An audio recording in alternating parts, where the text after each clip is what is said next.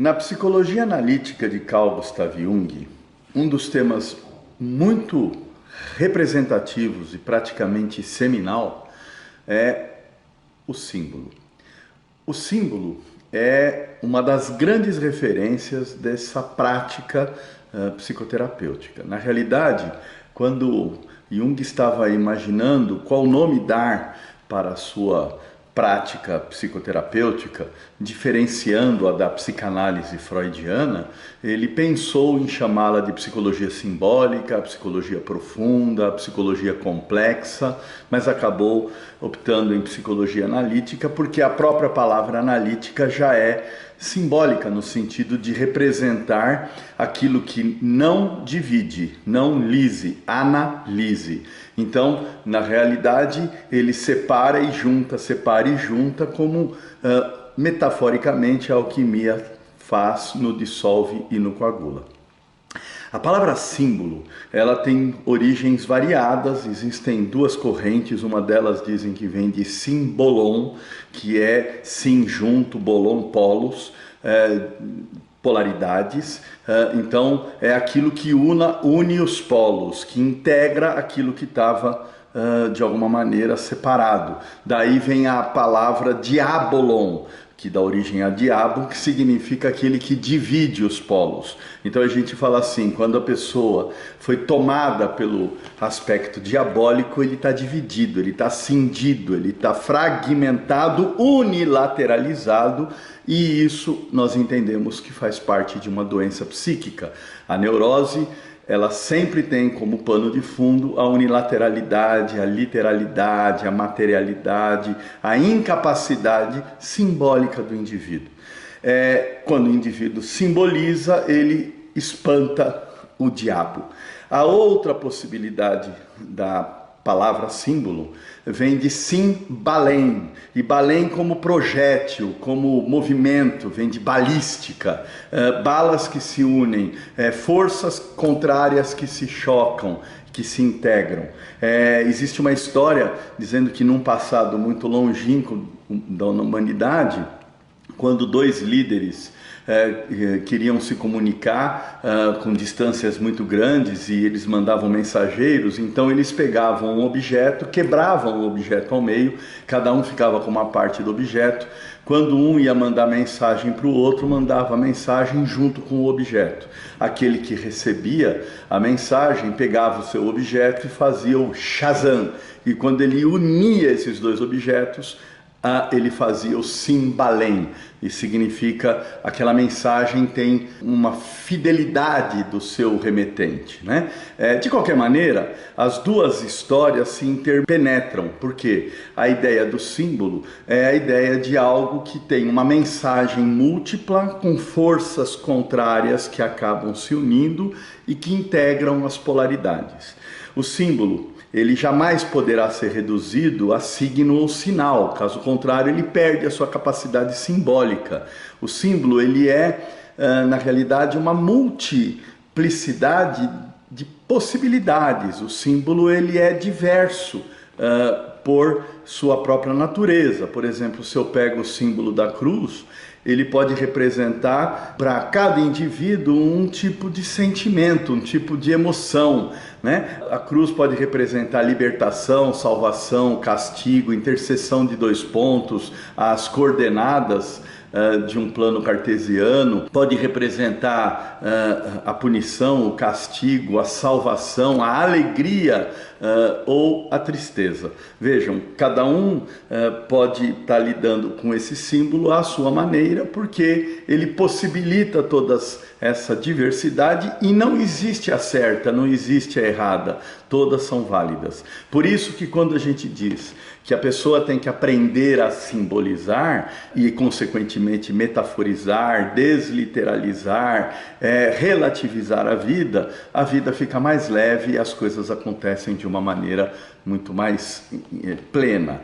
O problema é que nós estamos vendo um movimento oposto à capacidade simbólica. As grandes estruturas esotéricas, com S, as grandes estruturas iniciáticas sempre usam a alegoria, o símbolo, a metáfora como um meio de comunicar temas universais que fazem parte do inconsciente coletivo, que são arquetípicos. Aliás, na psicologia junguiana, os arquétipos são formas vazias, como um rio sem água, e o que dá vida para o arquétipo é a experiência que o indivíduo vai tendo, que vai produzindo as imagens arquetípicas, e as imagens arquetípicas que já fazem parte do inconsciente pessoal, não do coletivo como arquétipo, são simbólicas, são símbolos, sempre símbolos.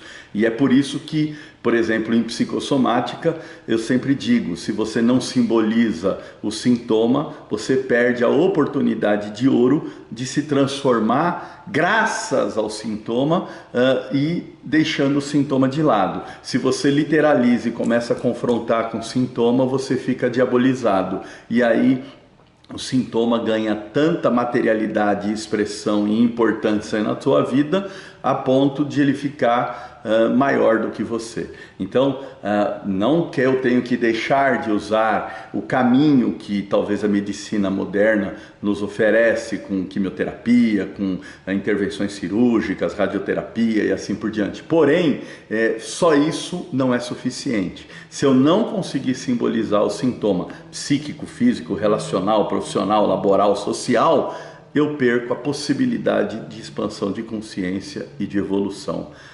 E aí tudo fica no literal. E é interessante, outro dia eu estava conversando com um cliente a respeito desse caminho inverso.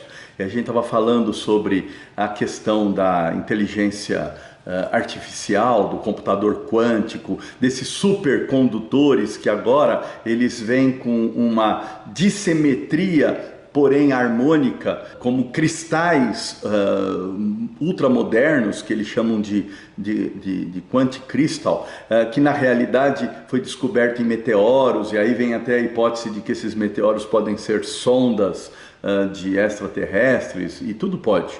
Porém, o interessante é a gente pensar o quanto que nós estamos indo no caminho inverso. A capacidade de um computador quântico, de uma inteligência artificial, é exatamente dar para esse computador a possibilidade da probabilidade, da aleatoriedade.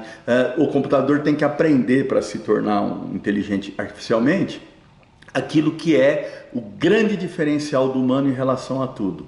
Ele tem que aprender a simbolizar, ele tem que aprender a metaforizar, ele tem que aprender a fazer alegorias, ele tem que aprender a desliteralizar e compreender que não existe certo e errado absoluto, não existe nada absoluto, tudo é relativo.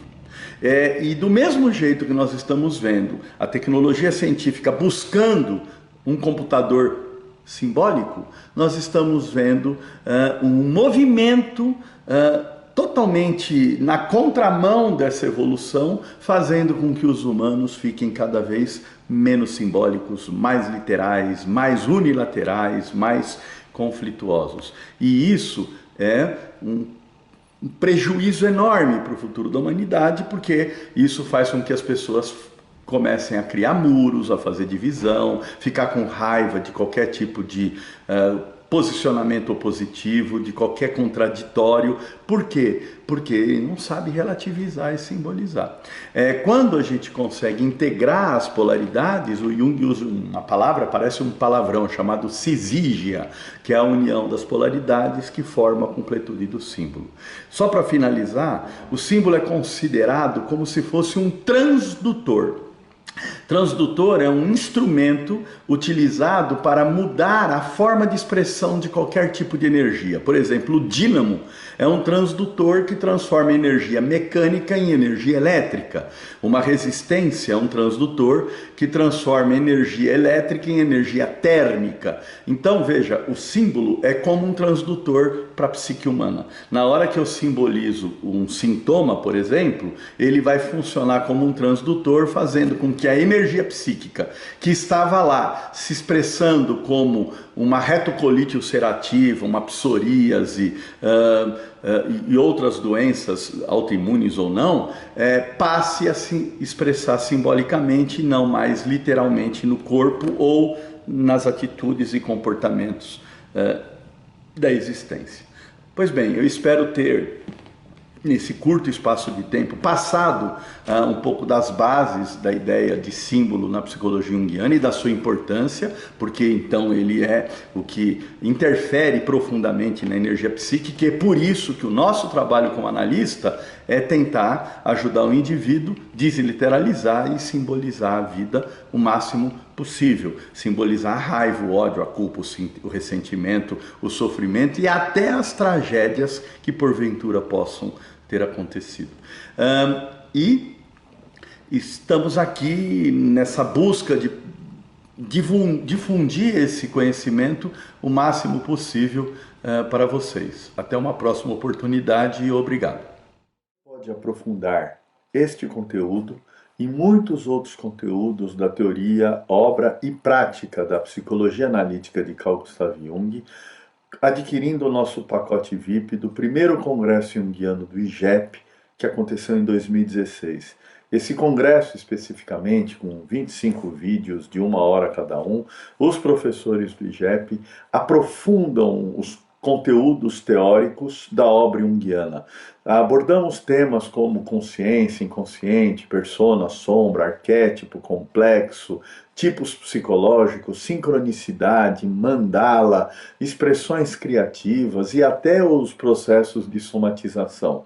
Enfim, nós fazemos uma grande panorâmica com profundidade, apesar de ser breve, e esse pacote VIP lhe dá acesso a 1 ano de entrar e adquirir, e ler, e assistir e ver este conteúdo que é de excelência, de forma ilimitada e restrita. É equivalente a um mini curso de Jung, e ele também fornece um certificado para quem adquirir o pacote, que está num valor promocional de R$ 390. Basta entrar no site do Congresso e comprar o pacote VIP do primeiro, além de ter à disposição do segundo, terceiro e quarto congresso. E em breve, em 2020, em junho de 2020, estaremos com o 5º Congresso Junguiano do IGEP. Até uma próxima oportunidade e obrigado.